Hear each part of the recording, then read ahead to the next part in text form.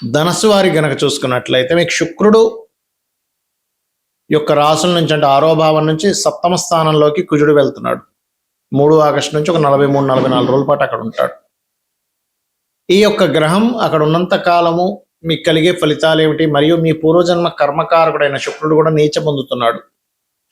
దీనివల్ల కలిగే ఫలితాలు, ఏ దేవతారాధన చేయాలి, మరియు అదేవిధంగా కుజదోషము అంటూ ఉంటాం. ఆ కుజదోషం అసలు ఏ లగ్నాల వాళ్ళకి ఎలాంటి ఫలితాలు ఇస్తుంది, అసలు ఏ లగ్నం వాళ్ళకి దాన్ని కుజదోషంగా తీసుకోవాలి, ఏమని చెప్పారు అనేటువంటి పూర్తి వివరాలు ఇవాళ మీకు చెప్పబోతున్నాను. ఈ యొక్క విషయాలు చెప్తుంది నేనైనప్పటికీ చెప్పిస్తుంది సాక్షాత్ లలితా అమ్మవారిగా భావిస్తూ ఆ లలితాంబిక అమ్మవారి యొక్క అనుగ్రహం మీకు పరిపూర్ణంగా కలగాలని మనస్ఫూర్తిగా కోరుకుంటూ, ఇక్కడ గమనించినట్లయితే ఈ యొక్క కుజుడు 7వ స్థానంలో ఉన్నందుకు ఇష్టపడిన వారిని వివాహం చేసుకోవాలనే గట్టి ప్రయత్నం మాత్రం ఇక్కడ ఫలిస్తుంది. సామాజిక విషయాల్లో కూడా గట్టిగా పోరాడగలుగుతారు. కొంత ఘర్షణ కూడా ఉంటుంది, ఎందుకంటే ఫస్ట్ వీక్లో కుజబుధులు కలిసి ఉంటారు కాబట్టి. అయితే ఇక్కడ ఎప్పుడైతే ఈ యొక్క కుజుడు బుధుడితో కలిసి ఉంటూ దశమంలో ఉండేటువంటి శుక్రుడితో నీచబడి శుక్రుడి మీద దృష్టి ఉంటుందో, ఇది ప్రధానంగా మీకు చేసే ఉద్యోగం మీద, కెరీర్ మీద, జాబ్ మీద ఎఫెక్ట్ చూపిస్తూ ఉంటుంది. గుర్తుపెట్టుకోండి. ఉద్యోగం అంటే కొంతమందికి అర్థం కావట్లేదని నేను జాబ్ అనే వర్డ్ కూడా వాడాను. అయితే ఇక్కడ 10వ స్థానంలో శుక్రుడు ఉన్నాడు కాబట్టి, అది కూడా పూర్వజన్మ కర్మకారకుడు కాబట్టి, ఒక్కోసారి చూడండి మనం ఒక పక్క ఉద్యోగం చేస్తే ఇంకో వ్యాపారం ఏదైనా చేద్దామా అనే దాంట్లో ఒక్కోసారి రాంగ్ స్టెప్స్ పడుతూ ఉంటాయి. లేదా ఏదో స్త్రీమూర్తి మనల్ని ఇబ్బంది పెడుతుంది, మనకెందుకు ఈ తలకాయనపు ఉద్యోగం మానేస్తే అయిపోతుంది అనే భావంతో కూడా వదిలేస్తాం. ఎందుకంటే శుక్రుడు స్త్రీ కారకుడు, 10వ స్థానంలో నీచబడి ఉన్నాడు. అది స్త్రీకైనా పురుషుడికైనా ఇద్దరికీ వర్తిస్తుంది, కేవలం పురుషుడికే స్త్రీమూర్తి అని కాదు అక్కడ. కాబట్టి మీరు ఏం చేయాలి, ఓం మాణిక్య మకుటాకార జానుద్వయ విరాజితాయై నమః అనే నామస్మరణ చేయండి.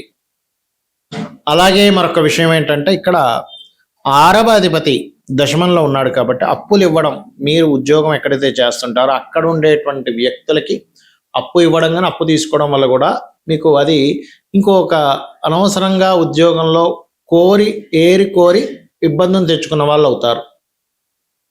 కావున ఈ యొక్క విషయం పట్ల కాస్త జాగ్రత్తగా ఉండండి. ఇక మీరు నిత్యము చేయవలసినటువంటి దేవత ఆరాధన ఏమిటి, సుబ్రహ్మణ్యేశ్వర స్వామి లేదా ఆంజనేయ స్వామి యొక్క ఆరాధన, లేదా లక్ష్మీ నరసింహస్వామి యొక్క కరావలంబ స్తోత్ర పఠనం చేసుకోవడము, కుజ శుక్ర రాహుకేతు శని గ్రహాల దగ్గర దీపారాధన చేయండి, అనే విధాలు బాగుంటుంది.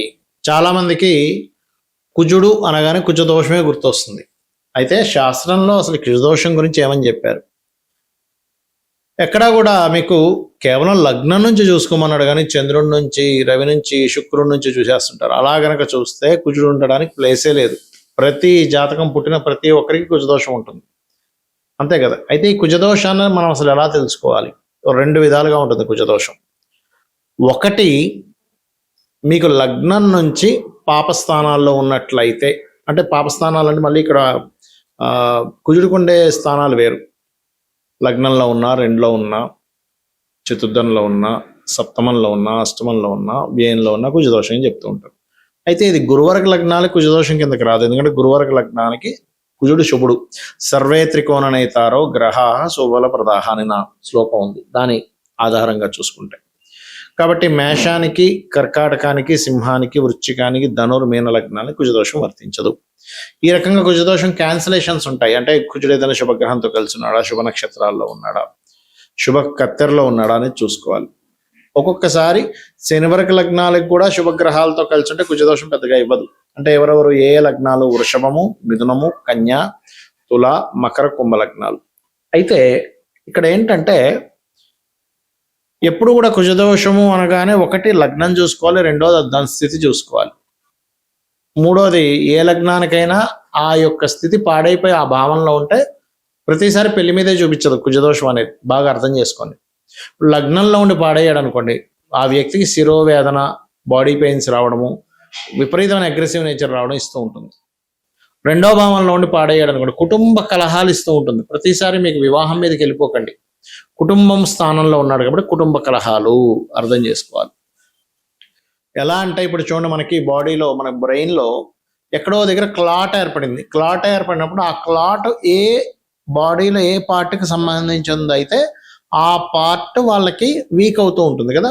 కొంతమంది చూడండి బాడీలో బ్రెయిన్లో ఎక్కడో క్లాట్ అయింది అనగానే వెంటనే వాళ్ళకి చెయ్యి పని చేయట్లేదండి, పెరాలసిస్ వచ్చింది, లేకపోతే కాలు పని చేయట్లేదండి, లేకపోతే ఇట్లా చెప్తూ ఉంటారు. అంటే దాని అర్థం ఏమిటి? ఒక్కొక్క నర్వ్ మీద దాని ప్రెజర్ పడ్డప్పుడు అది బాడీలో ఏ పార్ట్ మీద అయితే దాని యొక్క ప్రభావం చూపించాలో ఆ పార్ట్ మీద ఎలా చూపిస్తుందో కుజదోషం కూడా అంతే. కుజుడు పాడైపోయి రెండో భావానికి సంబంధం కలిగినప్పుడు రెండో భావం అంటే కుటుంబ స్థానము, ధనస్థానము, ధనం వల్ల వివాదాలు రావడం ఇవిస్తుంది. అంతేగాని వెంటనే మనం తీసుకెళ్ళిపోయి వివాహానికి అంటగట్టకూడదు ప్రతిదీ కూడా. అది శాస్త్రంలో అలా లేదు, గుర్తుపెట్టుకోండి. మూడో భావం పరాక్రమ స్థానము, మంచి పరాక్రమం ఉంటుంది. కానీ పాడైపోయిన మూడో భావంలో ఉంటే అన్ని విషయాల్లో ఆర్గ్యుమెంట్స్ చేస్తూ గొడవలు పెట్టుకుంటూ ఉంటారు. నాలుగవ భావం అనుకోండి, చతుర్థ భావం అంటే ఏంటంటే మీకు చతుర్థం అనేది గృహభావంగా చెప్తూ ఉంటారు. గృహము, అలాగే ప్రాపర్టీ తీసుకోవడము, మరియు ఈ నాలుగో భావంలో పర్టికులర్గా కుజుడు కనుక పాడైతే అది కూడా వెంటనే వివాహానికి చెప్పకూడదు. ఎందుకంటే 4 నుంచి సప్తమం చూస్తాడు కదండి, చూస్తాడు, దాని ప్రభావం ఉంటుంది. కానీ ఎక్కువ 4,000 మీద ఉంటూ ఉంటుంది. కాబట్టి ఏదైనా ప్రాపర్టీస్ తీసుకునేటప్పుడు మీ పేరు మీద తీసుకోకపోవడం మంచిది. ఏది కుజుడు పాడైతే బాగుంటే మళ్ళీ మంచిదే. అది శుభలగ్నం అంటే గురువర్గ లగ్నమై అంటే మేషం కానీ కర్కాటక, సింహ, వృశ్చిక, ధనుర్మీన లగ్నాల్లో ఏదైనా అయ్యి అక్కడి నుంచి 4లో గురువుని చక్కగా ఉంటే భూముల మూలంగానే వాళ్ళు కోటీశ్వరులు అవుతారు. ఇది గుర్తుపెట్టుకోండి. అలా పాడైతే మాత్రం భూముల వల్ల ఇబ్బంది పడతారు. మరి 5వ భావంలో ఉన్నాడు, పాడైతే సంతానంతోని, ప్రేమించిన వారితోని గొడవలు అవుతూ ఉంటాయి. 6వ భావంలో ఉన్నాడు అనుకోండి, ఉదాహరణకు కుజుడు 6వ భావంలో ఉంటే శత్రువుపై జయం కలుగుతుంది వాళ్ళకి. అయితే ఇక్కడ పాడవకూడదు. పాడైతే హెల్త్ రిలేటెడ్ సంబంధించిన వాటిలో ఎక్కువ పెయిన్స్ ద్వారా వచ్చే ఇబ్బందులు ఎక్కువ వస్తూ ఉంటాయి. 7వ భావం అప్పుడు మాత్రమే వివాహము, వివాహ జీవిత భాగస్వామి యొక్క స్వభావం మీద దాని యొక్క ప్రభావాన్ని చూపిస్తూ ఉంటుంది. అష్టమం యాక్సిడెంట్స్ ప్రోన్స్ ఎక్కువ అవుతుంటాయి. అందుకే మేషలగ్నం వారికి కుజుడు పాడైతే కొంచెం యాక్సిడెంట్స్ అవుతాయి, జాగ్రత్తగా ఉండండి అని చెప్తూ ఉంటారు.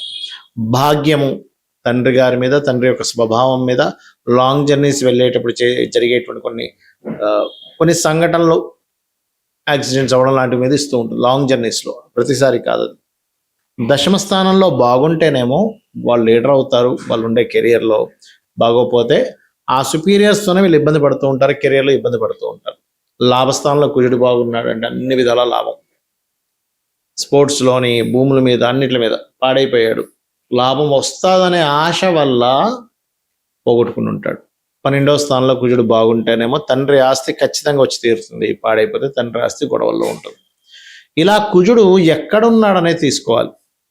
అంతేగాని కుజుడు ఎక్కడున్నా సరే లగ్నం నుంచి, చంద్రుడి నుంచి, శుక్రుడి నుంచి, రవి నుంచి, ఇంకా శని నుంచి, గురువు నుంచి అన్నిటి నుంచి చూసేసుకొని కుజుడు ఇక్కడ ఉన్నాడండి దోషం కదా అని వెంటనే అనేసుకోవడం కాదు. అవేంటంటే ఆ గ్రహానికి మూమెంట్ అవ్వడానికి ఎటువంటి ఫలితాలు వస్తుందనే ఒక పర్టికులర్ ప్రిడిక్షన్ చూసుకోవడానికి మాత్రమే ఆ భావనను చూసుకోవాలి. అంతేగాని ఈ జాతకుడి కుజదోషం అంత కట్టడానికి కాదు. దానివల్ల ఏం చేస్తున్నారు, అయ్యో కుజదోషం ఉంది, కుజదోషం ఉన్న వాళ్ళతో పెళ్లి చేయడం, లేకపోతే ఇంకోటి అయితే కుజదోషం ఉంటే అర్క వివాహాలు చేసేయడం, కుంభ వివాహాలు చేయడం చేస్తూ ఉంటారు. అర్క వివాహాలు, కుంభ వివాహాలు కుజదోషం ఉంటే చేయకూడదు. మీ యొక్క జన్మజాతకంలో వారికి గనక 2 వివాహాల యోగం ఉంటుంది, అంటే 12వ అధిపతి కానీ 7వ కానీ డ్యూయల్ కనెక్టివిటీస్లో ఉంటే అప్పుడు 2 వివాహాల యోగం ఉంది అని అర్థం. అంటే మొదటి వివాహం పాడయ్యే యోగం ఉండాలి ఒక పక్క, 2వ వివాహం యాక్టివ్ అయ్యే యోగం ఉండాలి. అది 7ము 12 2 కనెక్టివిటీలో ఉంటూ డ్యూయల్స్ అయిన కనెక్టివిటీ రావాలి.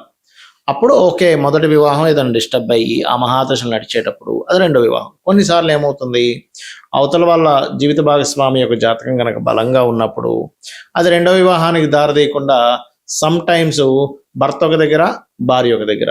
అంటే అమ్మాయి ఇక్కడ ఇండియాలో ఉంటే అబ్బాయి ఏమో విదేశాలకు వెళ్ళి ఉద్యోగం కోసం అమెరికా వెళ్తాడు, లేకపోతే ఒకే అమెరికాలో ఉంటూ ఇంకొక దేశంలో అబ్బాయి ఉంటాడు. అలాగా వేరువేరు చేస్తూ ఉంటుంది. అంటే ఆ రకంగా దోషం కూడా పోతుంది అనమాట.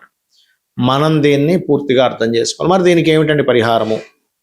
సుబ్రహ్మణ్యేశ్వర స్వామి ఆరాధన, లేదా ఆంజనేయ స్వామి ఆరాధన, లక్ష్మీ నరసింహస్వామి ఆరాధనలో 3 ఏదైనా ఒకటి చేయొచ్చు, లేదా శక్తి ఆరాధన.